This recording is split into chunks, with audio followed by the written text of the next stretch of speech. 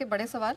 बड़े सवाल आपके सामने है नेहा जी, और बड़े सवाल में है कि ट्रेड डील का होना नहीं होना, होना तो हो तो ऐसे नहीं होना बाजार के लिए कितना पॉजिटिव या कितना नेगेटिव। नंबर 1, हम फंसे रहेंगे रेंज में या निकलेंगे रेंज के बाहर, ये बड़ा सवाल है, क्योंकि बड़ा ट्रिगर आपके सामने था, वो हुआ नहीं। क्या छोटे शेयरों में तेजी, कल जो स्मॉल कैप शेयरों में हल्की मजबूती दिखी, क्या यह मजबूती बनी रहेगी, बढ़ेगी, या फिर थोड़ी रुकेंगे? एफआईज और घरेलू फंड की सुस्ती कब टूटने वाली है, ये भी बड़ा सवाल है। और सबसे बड़ी बात और आज का सबसे इंपॉर्टेंट सवाल है, वो है टीसीएस को लेकर। टीसीएस के रिजल्ट से पहले क्या होनी चाहिए आपकी तैयारी, टीसीएस को लेकर, आईटी शेयरों को लेकर और बाजार को लेकर, ये बहुत ज़रूरी है जानना और समझना। ऑलराइट, चलिए, तो ये तो बड़े सवाल हैं कि करके इनके जवाब लेंगे सर।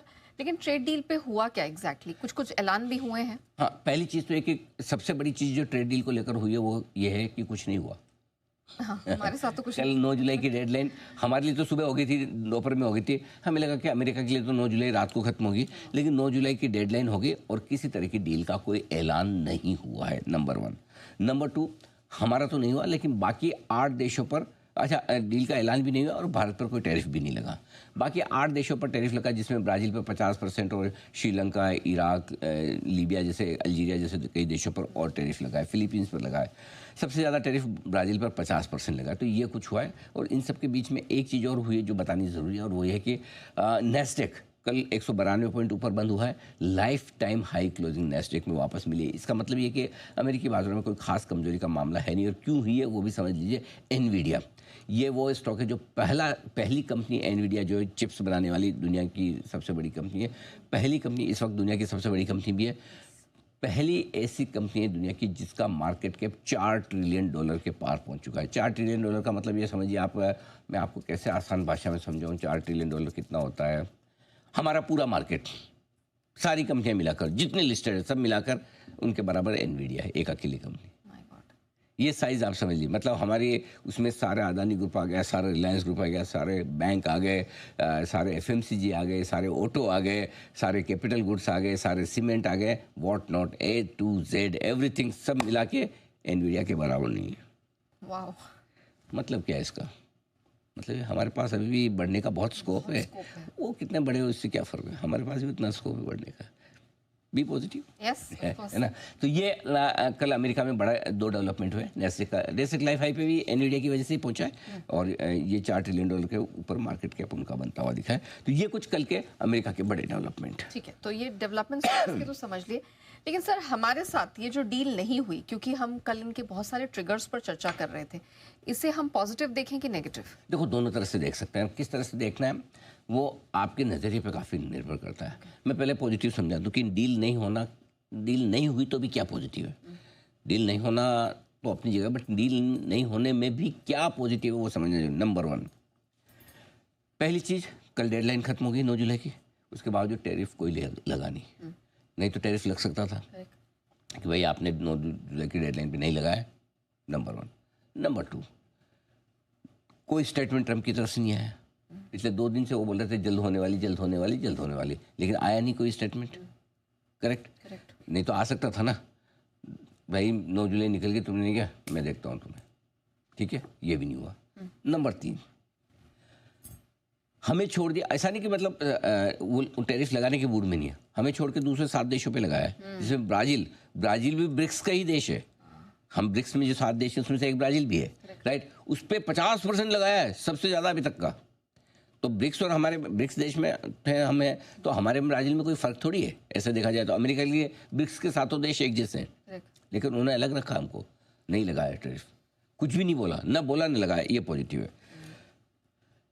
इसका मतलब साफ है कि भारत अमेरिका के दबाव के आगे झुका नहीं है।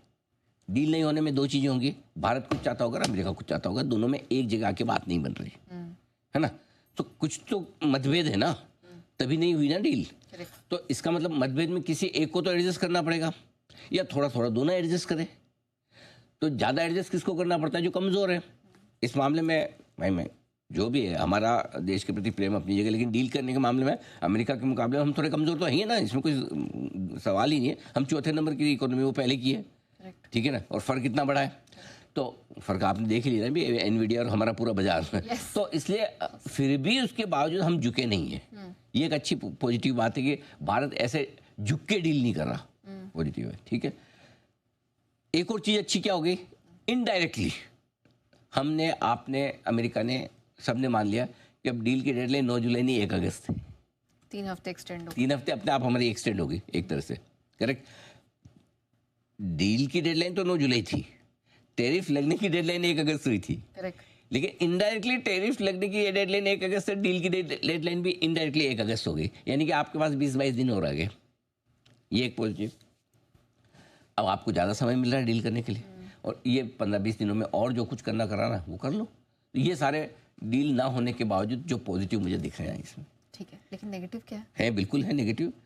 देखो भाई, सबसे पहले हमारे साथ डील होने की उम्मीदें बनी थी शुरुआत में, गो बैक 90 डेज बैक। ऐसा लग रहा था जैसे भारत के साथ हम तो एकदम ऐसे, उन्होंने डेडलाइन दी उसके पहले, मतलब उन्होंने 90 दिन का पीरियड दिया, उसके पहले हमारी तो बातचीत शुरू हो गई थी। जैसे उन्होंने बोला टैरिफ लगूंगा, हमने तो बातचीत शुरू कर दी, हम सबसे पहले थे, फर्स्ट मूवर। लेकिन 90 दिन में भी हमारी डील हो तो नहीं पाई, ये नेगेटिव है। मतलब अगर सबसे पहले होने की तैयारी हो और अंत तक ना हो, ये अच्छी बात तो नहीं है। इसका मतलब यह कहीं ना कहीं मामला बड़ा फंसा हुआ है। कुछ चीज़ें तो ऐसी है जो भारत मानने को तैयार नहीं है, और कुछ चीज़ें ऐसी है जिस पर अमेरिका रियायत देने को तैयार नहीं। अब वो एग्री प्रोडक्ट हो सकते हैं, बीएम कॉटन हो सकते हैं, या फिर ये आपके डेयरी प्रोडक्ट्स को लेकर हो सकता है, ये सारी चीज़ें हैं। मतलब कहीं ना कहीं मामला फंसा हुआ है। कहाँ फंसा हुआ है? किस पर टैरिफ लगे और कितना टैरिफ लगे, किस पर नहीं लगे और क्यों नहीं लगे, इसको लेकर सहमति अभी तक बनी नहीं। इसका मतलब किस किस पर लगना चाहिए, किस पर नहीं लगना चाहिए, और कितना लगना चाहिए, कितना, ये 2 चीज़ों पे डिसाइड होना है, ठीक है। सो अभी तक हुआ नहीं। अब इसमें नेगेटिव क्या है नेहा? नेगेटिव ये कि अनिश्चितता बनी हुई है, तलवार लटकी हुई है ना।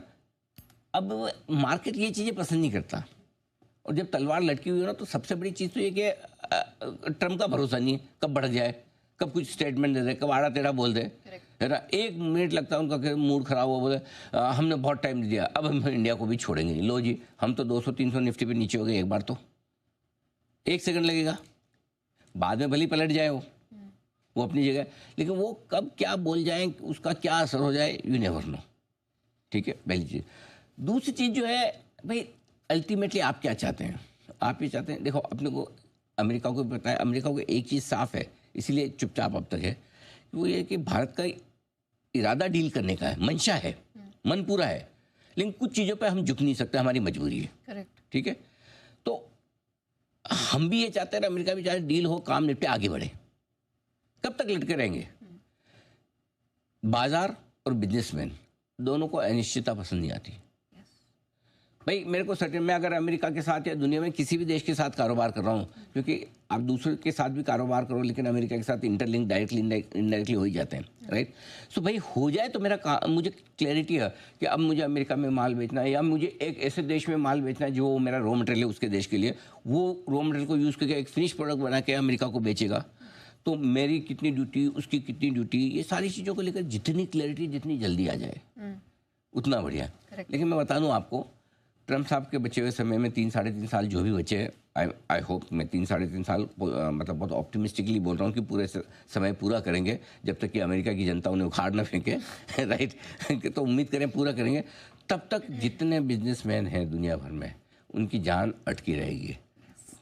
डील करने के बाद वो कब अचानक से एक दिन उनका मूड खराब हो जाए, कोई गारंटी नहीं किसी चीज़ की। उनके बिहेवियर को देख के किसी चीज़ की कोई गारंटी नहीं। उनको जहाँ लगेगा कि सामने वाला दब रहा है, दबा दो। जहाँ लग रहा है कि अपनी नस दबी हुई, हाथ जोड़ लो या बैकफुट पे आ जाओ, करेक्ट, है ना। अब जैसे कल का उदाहरण लीजिए, क्या बोला, 200% टैरिफ लगूंगा फार्मा पे। एग्जैक्टली, क्या मजाक करते हैं? 200 फार्म दवाइयों पे लगा पाओगे? लगूंगा 1-1.5 साल बाद लगूंगा। तो भाई जब लगाए तब बोल देना ना, अभी से क्या जरूरत है? तो मसल फ्लेक्सिंग करनी होगी, कुछ नहीं, खाली बोल बच्चन वैसा। हाँ, अब ये तो सबसे लास्ट में होगा अगर लगा पाए तो, है ना, क्योंकि कुछ चीज़ें ऐसी जिन पे आप चाहते हुए भी नहीं कर सकते। सो सिंपल सी चीज़ है, ये नेगेटिव्स हैं कि जब तक नहीं होगी तब तक तलवार अटकी रहेगी। हमें चाहे न चाहे बात तो करनी पड़ेगी इस पर, टॉकिंग पॉइंट तो रहेगा ही रहेगा। सो अभी रहेगा 1 अगस्त तक, तो या उससे पहले अगर हो जाए तो अच्छी बात है, नहीं तो keep talking about it. Okay sir, बातचीत तो